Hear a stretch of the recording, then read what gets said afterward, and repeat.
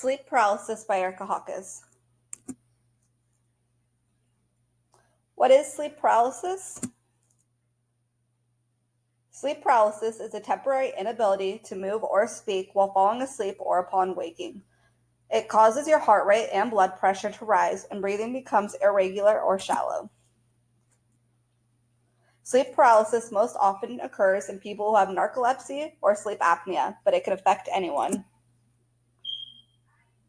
Sleep paralysis usually lasts 1 or 2 minutes, and it can be very scary. The main treatment is improved sleep habits, including going to bed at the same time every night, ensuring a comfortable sleep free of distractions, and avoiding caffeine.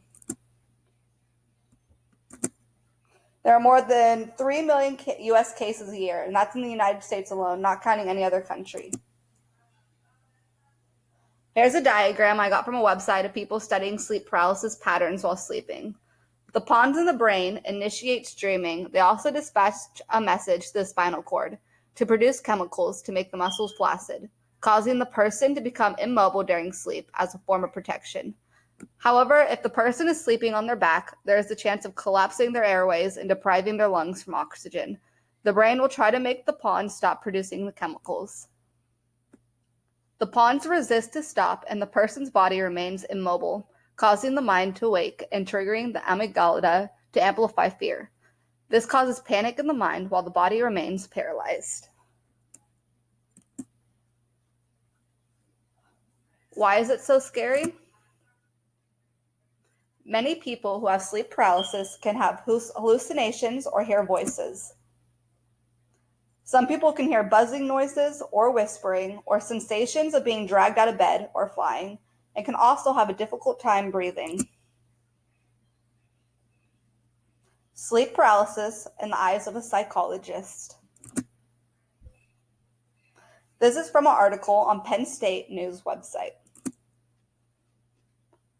Brian A. Sharpless, a clinical assistant professor of psychology and assistant director of the psychological clinic at Penn State University, noted that some people who experience these episodes of sleep paralysis may regularly try to avoid sleeping because of the unpleasant sensations they experience, but some people enjoy the sensations they feel during sleep paralysis. Continued. Sleep paralysis also appears to be more common in non-Caucasians. He said that people experience 3 basic types of hallucinations: the presence of an intruder, pressure on chest, levitation or out-of-body experience. You can experience more than one at a time. Sharpless hopes to look at relationships between sleep and post-traumatic stress disorder in the future for future research. Personal stories from 2 people who have experienced it. And I could say for me, I have experienced it one time, so I kind of feel for these people because it is a really scary thing to go through. I couldn't breathe, I was hearing whisperings, and it was just a very scary experience.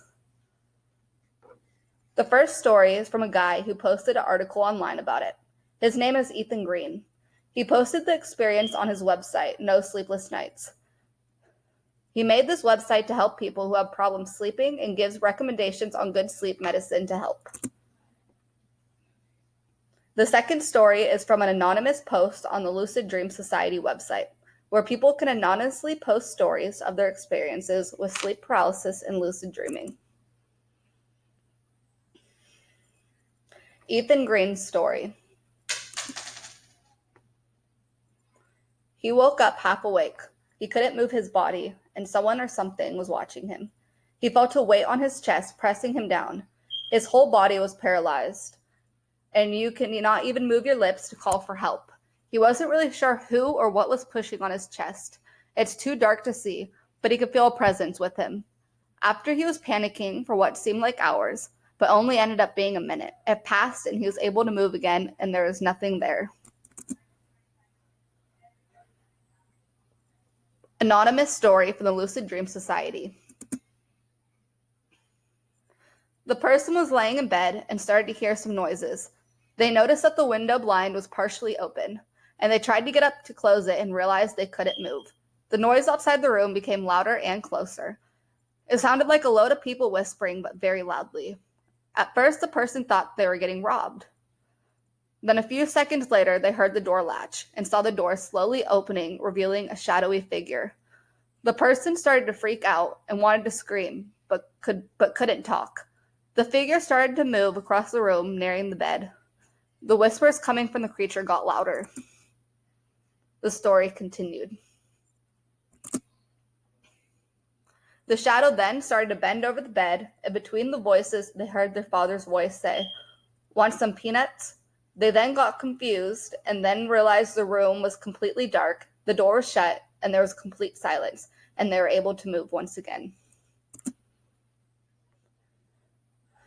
Folklore and myths on sleep paralysis. In Scandinavian folklore, sleep paralysis is caused by a mare, which is a malicious entity that rides on people's chests while they sleep, bringing nightmares.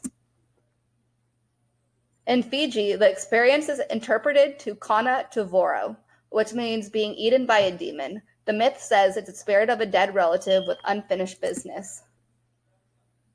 In Turkey, it's called karabasan. They think it's a demonic visit from a creature called the jinn. A lot of cultures think it has something to do with supernatural spirits and ghosts. I read about a dozen more articles, and all of them had to do with some kind of creature, ghost, some kind of supernatural entity coming. And that's what a lot of cultures think sleep paralysis is. Science and psychology behind sleep paralysis. There is still no evidence as to why or how sleep paralysis is caused. Dr. Dan Dennis from Harvard said the hallucinations of evil presences could relate to the amygdala, the part of the brain involved with processing fear. As you become awake, the amygdala is highly active, or more active than it would be when you're in a non-threatening situation. The weight on the chest can be related to REM sleep, and some of the muscles around the airway are being inhibited, resulting in shallow breathing and the feeling of having a weight on your chest. One explanation of sleep paralysis is that you're actually waking up while still partially remaining in rapid eye movement, hence the paralysis. Here's another diagram I got from a website of people of a research place researching sleep paralysis. Scientists at University of California, San Diego, say that one explanation is that there's a disturbance in the brain region that holds a neural map of the self. The researchers suggest that this hardwired image could be located in the parietal lobes, the top middle part of the brain in yellow, this part right here. I'm going to explain it a little bit better right here. The researchers suggest that this hardwired image could be located in the parietal lobes, the top middle part of the brain. When a person suddenly wakes up during REM sleep, the parietal lobes monitor neurons in the brain that command muscles to move.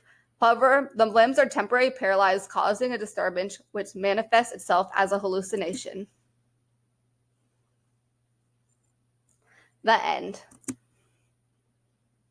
Thank you for the class, Mr. Tuttle. I really enjoyed the semester and hope you liked my final project. Have a good summer. Thank you.